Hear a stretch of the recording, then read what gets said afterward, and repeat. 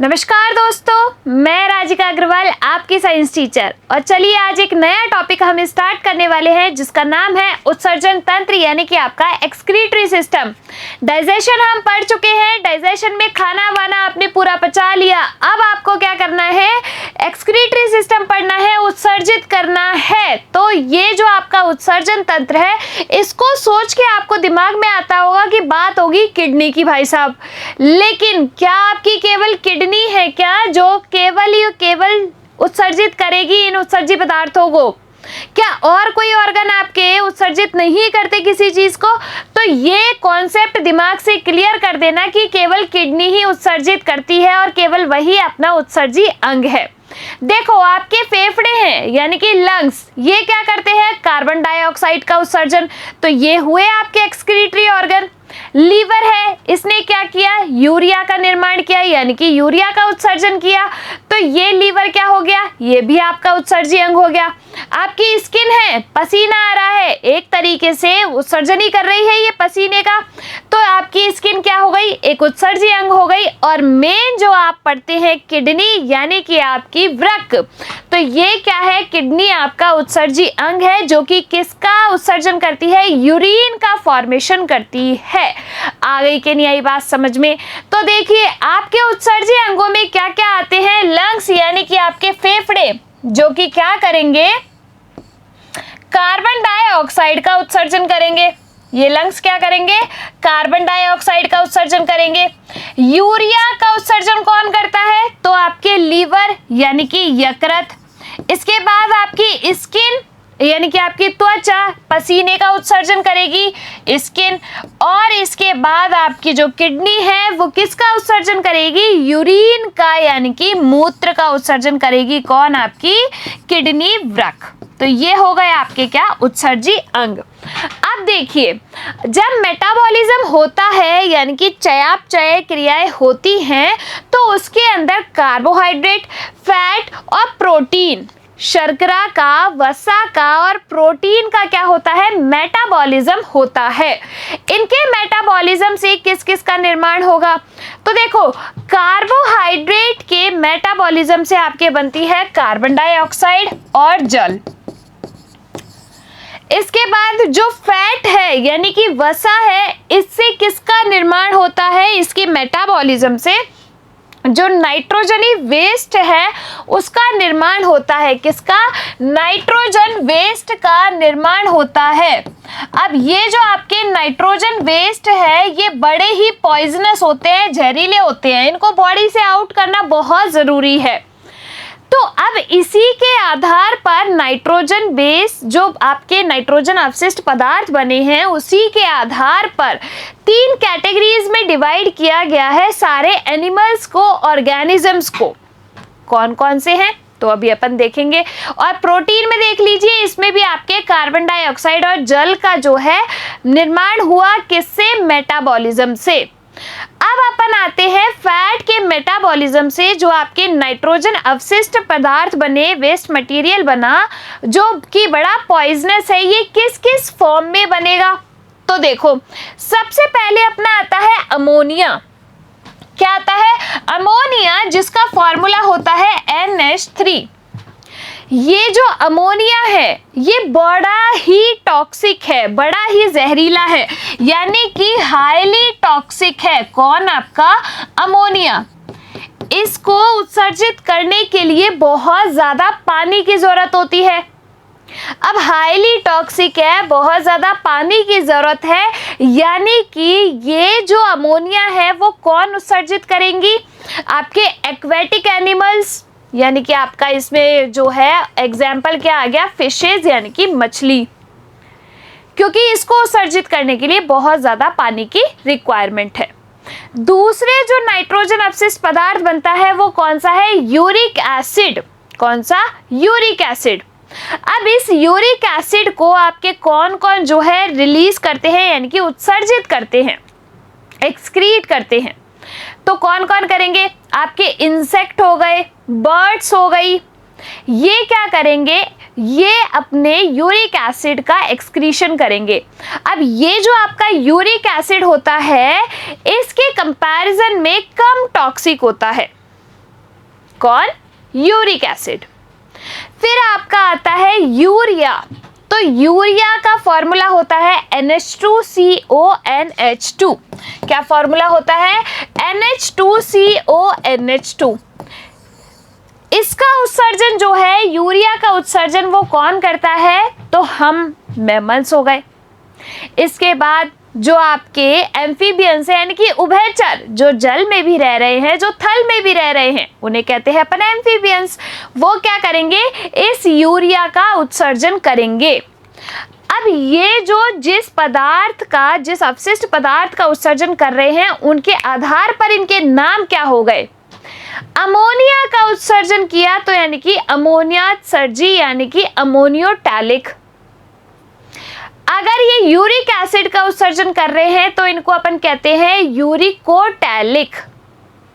और अगर ये यूरिया का उत्सर्जन कर रहे हैं तो इन्हें अपन क्या कहते हैं? यूरियोटैलिक। तो एग्जाम का क्वेश्चन कैसे बनेगा कि अमोनिया उत्सर्जी कौन है, यूरिक अम्ल उत्सर्जी कौन है, या फिर यूरिया उत्सर्जी कौन है? और आपको इन एग्जाम्पल्स को ध्यान रखना है। अमोनिया का उत्सर्जन आपके एक्वेटिक एनिमल यानी कि फिशेस ले लो। यूरिक एसिड का उत्सर्जन इंसेक्ट्स हो गए, बर्ड्स हो गए, रेप्टाइल्स हो गए। ये क्या करेंगे? ये जो उत्सर्जन होगा वो पेस्ट की फॉर्म में होगा, सेमी सॉलिड होगा। और यूरिया का उत्सर्जन आपके एम्फीबियंस, उभयचर हो गए और मैमल्स हो गए। चलिए आगे देखते हैं एक बार। सबसे पहले अपन लेते हैं अमोनिया, जो कि क्या है? बहुत ही ज्यादा टॉक्सिक है, जिसको उत्सर्जित करने के लिए बहुत ज्यादा पानी की जरूरत पड़ेगी। और पानी में रहने वाले एनिमल कौन है आपकी? ये फिशेस। कौन है? फिशेस। तो ये क्या करेंगी? अमोनिया का उत्सर्जन करेंगी। तो उत्सर्जित करने के लिए अत्यधिक जल की आवश्यकता, केवल जलीय जंतु। एग्जाम्पल क्या हो गया? अपनी फिशेस। चलिए दूसरा अपना आता है यूरिया, जो कि क्या होता है? Less toxic than ammonia. Ammonia से कम टॉक्सिक होता है कौन? यूरिया। इस यूरिया का फॉर्मूला क्या होता है आपका? NH2CONH2। जो यूरिया का उत्सर्जन करेंगे उन्हें अपन क्या कहते हैं? यूरियोटैलिक कहते हैं। एग्जाम्पल क्या हो गया आपका? ये है एम्फीबियन। क्या है ये आपका? एम्फीबियन यानी कि उभयचर, मेंढक। और ये सारे एग्जाम्पल हो गए आपके मैमल्स के। किसके? मैमल्स के, यानी कि आपके ये हैं स्तनधारी। ये करेंगे यूरिया का उत्सर्जन। थर्ड आपके आते हैं कौन से? तो यूरिक एसिड का जो उत्सर्जन करेंगे उन्हें अपन क्या करेंगे? यूरिकोटैलिक कहेंगे। इसके एग्जाम्पल क्या हो गए? एग्जाम्पल आपको सबसे ज्यादा इसमें याद रखने हैं। कौन कौन से हो गए? इंसेक्ट हो गए। इंसेक्ट के अंदर आपके तितली आ गई है, मच्छर माखी जो आ गए सारे इंसेक्ट हो गए। रेप्टाइल्स जो रेंगने वाले होते हैं ना, जैसे सांप हो गए, वो किस में आ गए? आपके रेप्टाइल्स में आ गए। फिर आपके बर्ड्स, पंछी, ये सब किस में आ गए? तो ये देखो, ये आपकी बर्ड है, ये आपके इंसेक्ट में आ जाती है, और यहाँ पर स्नेक भी होगा आपका कहीं ना कहीं रेप्टाइल्स के लिए। तो ये जो है आपके तीनों एग्जाम्पल किसके हैं? यूरिकोटैलिक के हैं। यूरिक एसिड का उत्सर्जन करने वाले को अपन क्या कहेंगे? यूरिकोटैलिक कहेंगे। आई के नहीं आई बात समझ में? चलिए अब अपन चलते हैं आगे। सबसे इंपॉर्टेंट चीज, ह्यूमन एक्सक्रीटरी सिस्टम, जिसके क्वेश्चन किस तरीके से बनते हैं। देखो अभी SSC MTS के अंदर पूछा गया क्वेश्चन है आपका, क्या अभी इसी साल जो अभी हुए ना एग्जाम, इसमें क्या क्वेश्चन पूछा है कि वृक्क की संरचनात्मक और क्रियात्मक इकाई कौन है। किडनी की पूछी है। स्ट्रक्चरल एंड फंक्शनल यूनिट, तो वो कौन है? नेफ्रॉन, जो कि अपन अभी पढ़ेंगे।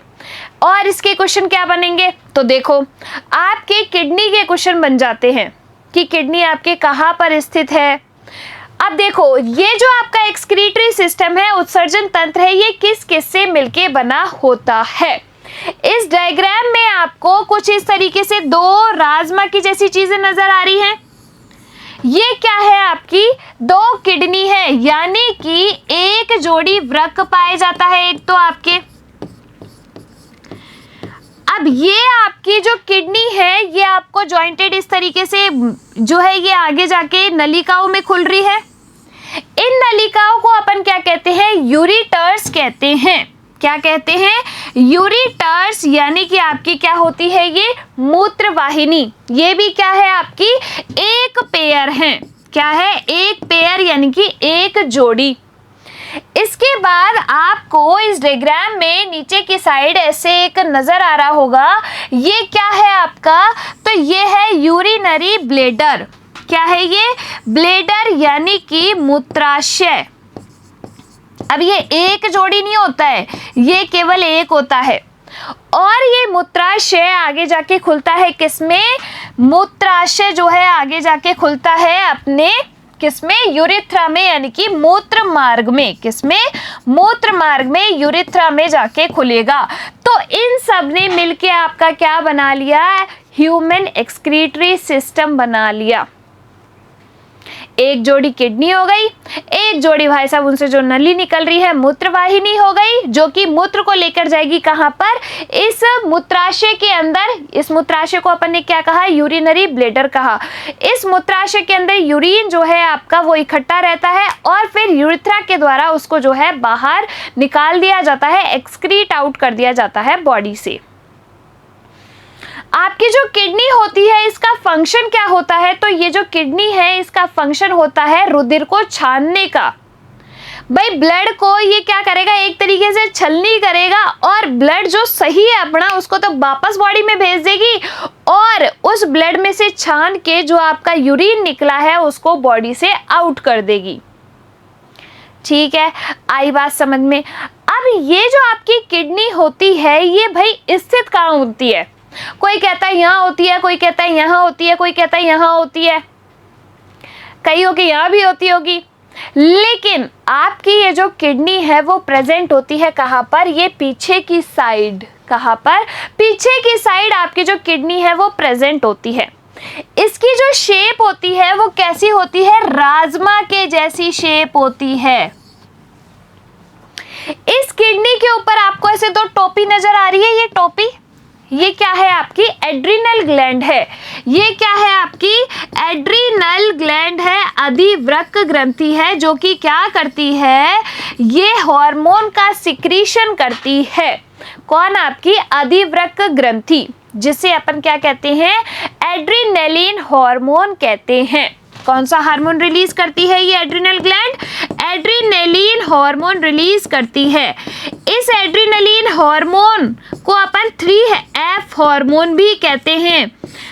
करो या मरो, लड़ो या उड़ो हार्मोन भी कहते हैं। फियर, फाइट, फ्लाइट, जब डर लग रहा है, किसी सिचुएशन से भागना है या लड़ाई करनी है, उस टाइम पे आपका कौन सा हार्मोन रिलीज होता है? एड्रिनलिन हार्मोन रिलीज होता है। लेकिन अभी हमको ये ग्लैंड के बारे में नहीं पढ़ना, हमें केवल देखना है एक्सक्रीटरी सिस्टम के बारे में। चलिए अब अपन देखते हैं किसकी संरचना? किडनी की। तो ये जो आपको नजर आ रही है ये क्या है? आपकी किडनी है। इसका जो आउटर वाला पार्ट होता है इसे अपन क्या कहते हैं? कॉर्टेक्स कहते हैं। इस आउटर पार्ट को क्या कहा जाता है? कॉर्टेक्स कहा जाता है। और इसका जो इनर पार्ट है इसको कहा जाता है मेड्यूला। क्या कहा जाता है? मेड्यूला कहा जाता है। अब आपको ये रेड कलर की ये नजर आ रही है, ये रेड वाली जो ट्यूब आ रही है इसमें, ये क्या है आपकी? ये क्या करेगी? ये जो रेड कलर की ट्यूब आपको नजर आ रही है ये है आपकी धमनी। क्या है? धमनी है। रीनल आर्टरी जिसे कहेंगे। ये रीनल आर्टरी आपकी क्या करेगी? ऑक्सीजनेटेड ब्लड लेकर आएगी कहां पर? इस किडनी के अंदर। अब इस किडनी के अंदर ऐसी क्या चीज प्रेजेंट है जो इस ब्लड को छान देगी? किडनी में बहुत सारे नंबर्स में प्रेजेंट होते हैं नेफ्रॉन, जो कि इसकी संरचनात्मक और क्रियात्मक इकाई है और एग्जाम का पूछा गया क्वेश्चन है। ये नेफ्रॉन क्या करते हैं? ये जो आपके ब्लड आया, ऑक्सीजनेटेड ब्लड, जिसमें आपका यूरिन है, तो इसको छानने का काम करेंगे और यूरिन को फॉर्मेशन करेंगे, मूत्र का निर्माण करेंगे और उसको जो है भेज देंगे कहां पर? यूरिनरी डक्ट के अंदर। ये जो आपको ब्लू वाली नजर आ रही है ये क्या है? आपकी वेन है, यानी कि शिरा है। क्या है? वेन यानी कि शिरा। तो ये शिरा क्या करेगी, जो आपका डीऑक्सीजनेटेड ब्लड है उसको किडनी से लेकर जाएगी। तो ऑक्सीजनेटेड ब्लड लेकर कौन आई, धमनी, रीनल आर्टरी और रीनल वेन ने क्या किया, डीऑक्सीजनेटेड ब्लड यहां से ले गई।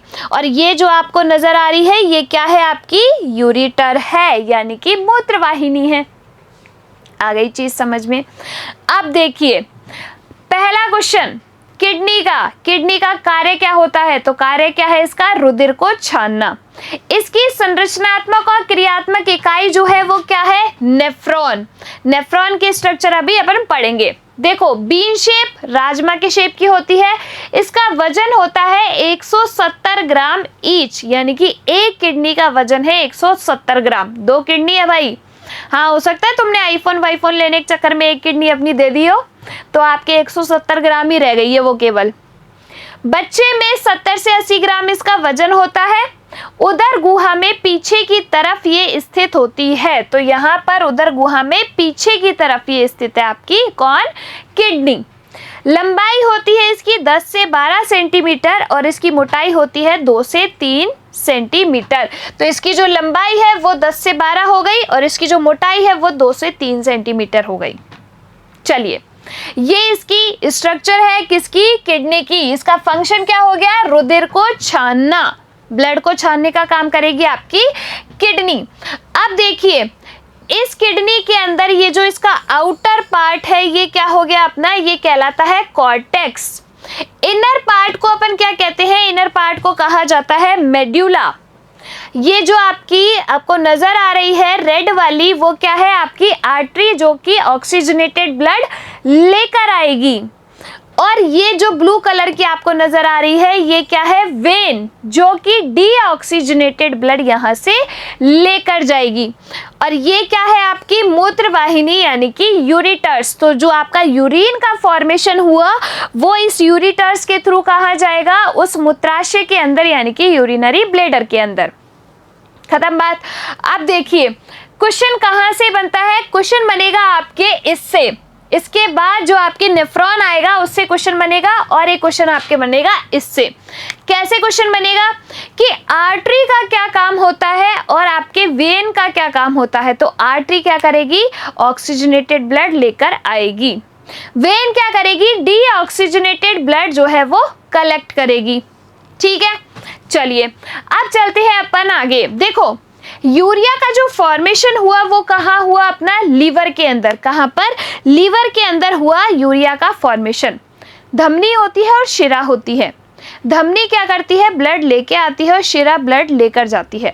तो जब आपके इस यूरिया का निर्माण हो गया तो शिरा लेके जाने का काम करेगी। तो यानी कि शिराओं में, किसकी शिराओं में, यकृत की शिराओं में यूरिया की मात्रा ज्यादा होगी क्योंकि वो लेके जाने का काम करेगी।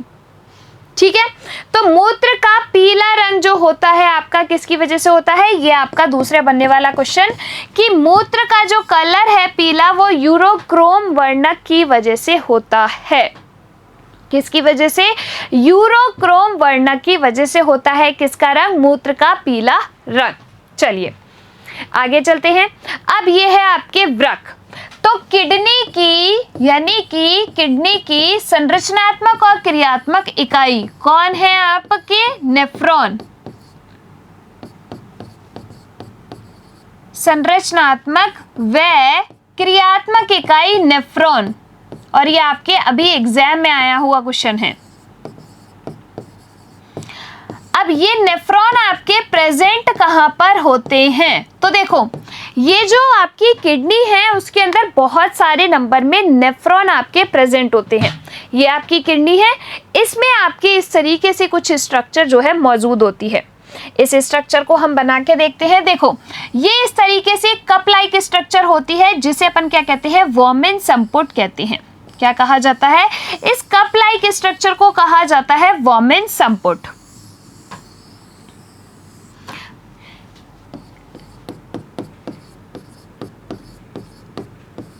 आपके एसएससी में ये क्वेश्चन पूछा गया था कि वोमेन संपुट और ग्लोमेरुलस किसके भाग हैं।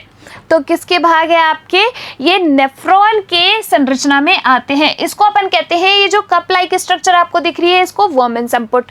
इसके अंदर बहुत सारे इस तरीके से नलिकाएं जो है आती है जो ब्लड लेके आएगी, इसको अपन क्या कहते हैं, ग्लोमेरुलस। जो कोशिकाओं का, जो नलिकाओं का एक जाल है, इसको अपन ने क्या कहा, ग्लोमेरुलस कहा।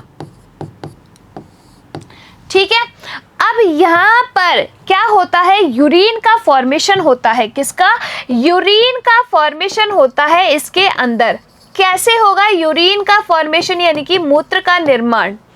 ये जो है आपका 3 स्टेप्स में कंप्लीट होता है। पहला होता है आपका फिल्ट्रेशन, फिर आपका होता है रीएब्जॉर्प्शन, और फिर आपका होता है क्या, सिक्रीशन। इन 3 स्टेप के अंदर जो है मूत्र का निर्माण होता है। आप कहेंगे कैसे, तो देखो ये हो गया वोमेन संपुट, ये हो गया ग्लोमेरुलस। अब आपके क्या है, ये वाला जो भाग है, ये यू शेप आपको जो दिख रही है, इसको अपन कहते हैं लूप ऑफ हेनले। क्या कहा जाता है, लूप ऑफ हेनले कहा जाता है। ये जो पास में है इधर ग्लोमेरुलस के और वोमेन संपुट के, इनको अपन क्या कहते हैं, कॉन्व्यूलेटेड प्रॉक्सिमल कॉन्व्यूलेटेड ट्यूब्यूल। ये जो पास वाली है इसको अपन क्या कहेंगे, प्रॉक्सिमल कॉन्व्यूलेटेड ट्यूब्यूल। और उस जो आपके दूर आपको नजर आ रही है ये वाली, इसको अपन क्या कहते हैं, इसको अपन कहते हैं डिस्टल कॉन्व्यूलेटेड ट्यूब्यूल। अब देखो क्या होगा, और ये जो है वो आपकी क्या है, कलेक्टिंग डक्ट है, यूरिनरी कलेक्टिंग डक्ट है। ठीक है, अब देखो भाई साहब क्या होगा, यहाँ पर जो है नलिकाओं के द्वारा आ गया क्या, इन नलिकाओं के द्वारा जो है ब्लड आ गया इसके अंदर। अब क्या होगा कि ब्लड इसके अंदर आया तो यानी कि जो ब्लड है वो फिल्टर हुआ, तो पहली प्रोसेस क्या हो गई, फिल्ट्रेशन हो गई। तो जो आपका जो ऑक्सीजनेटेड ब्लड है वो क्या हुआ, यहाँ पर आकर फिल्टर हुआ, यूरिन जो है आपका आगे खिसक गया ब्लड। अब ब्लड जो है वापस चले गया, जो काम का ब्लड था वो तो वापस गया, यूरिन आगे खिसक गया। अब क्या होता है कि जो यूरिन आगे जा रहा है, हो सकता है उसमें कुछ जो है ऐसा अमाउंट रह गया हो, कुछ ऐसे पोषक तत्व रह गए हो, कुछ ऐसी चीज़ें रह गई हो जो आपकी बॉडी के लिए सही हो, जो आपके यूरिन के साथ नहीं जानी चाहिए। तो फिर क्या होता है, रीएब्जॉर्प्शन होता है। तो जब यूरिन आपका आगे की साइड बढ़ता है तो उस यूरिन में से कुछ पदार्थ जो है रीएब्जॉर्ब होते हैं, जिसे अपन कहते हैं रीएब्जॉर्प्शन। रीएब्जॉर्प्शन होने के बाद ये जो है यहाँ से होता हुआ डिस्टल कॉन्व्यूलेटेड ट्यूब्यूल से होता हुआ ये यूरिन चला जाएगा कहाँ पर, इसका सिक्रीशन हो जाएगा। तो थर्ड स्टेप आपकी क्या हो गई, सिक्रीशन, और कलेक्टिंग डक्ट में जाकर जो है इसका सिक्रीशन हो जाएगा। तो आपके इसमें क्वेश्चन क्या बनेगा, सबसे पहला क्वेश्चन आपका यही बनता है कि किडनी की संरचनात्मक और क्रियात्मक इकाई क्या होती है, तो कौन है, नेफ्रॉन है। दूसरा क्वेश्चन क्या बन सकता है इसमें से कि ग्लोमेरुलस या वोमेन संपुट या फिर लूप ऑफ हेनले संरचना किस में पाई जाती है, तो किस में पाई जाती है, नेफ्रॉन में। ये क्या करेंगे, ये आपके मूत्र निर्माण करेंगे, यानी कि यूरिन का फॉर्मेशन करेंगे। यूरिन का फॉर्मेशन आपके इन 3 स्टेप्स में जो है कंप्लीट होता है। ठीक है, इस वाले डायग्राम में जो है आप देखिए एक बार, ये क्या है आपका, ये जो आपको इस तरीके से कप लाइक स्ट्रक्चर नजर आ रही है, ये है आपका वोमेन कैप्सूल, जिसके अंदर बहुत सारे जो है ट्यूब्यूल्स है, जिनको अपन कहते हैं इन जाल को ग्लोमेरुलस। ब्लड यहाँ से आया, ठीक है, ये आपकी क्या है, वेन है, जो कि क्या करेगी, डीऑक्सीजनेटेड ब्लड वापस लेकर जाएगी। अब आपकी आर्टरी क्या करती है, ऑक्सीजनेटेड ब्लड अंदर लाती है, और इससे होता हुआ, इस लूप ऑफ हेनले से होता हुआ यूरिन जो है आपका कहाँ चला जाएगा, इस कलेक्टिंग डक्ट के अंदर चला जाएगा। कहाँ जाएगा, कलेक्टिंग डक्ट के अंदर चला जाएगा। किसका निर्माण हो गया, ये अपनी यूरिन का निर्माण हो गया। इस तरीके से यूरिन का निर्माण हुआ और अपना जो है क्या, एक्सक्रीटरी सिस्टम कंप्लीट हो गया। अब इसके एक बार रिवाइज कर लेते हैं। एक्सक्रीटरी सिस्टम, उत्सर्जी तंत्र जो है, सबसे पहले उत्सर्जी ऑर्गन कौन कौन से है आपके एक्सक्रीटरी ऑर्गन, लीवर, किसका जो है उत्सर्जन, यूरिया का।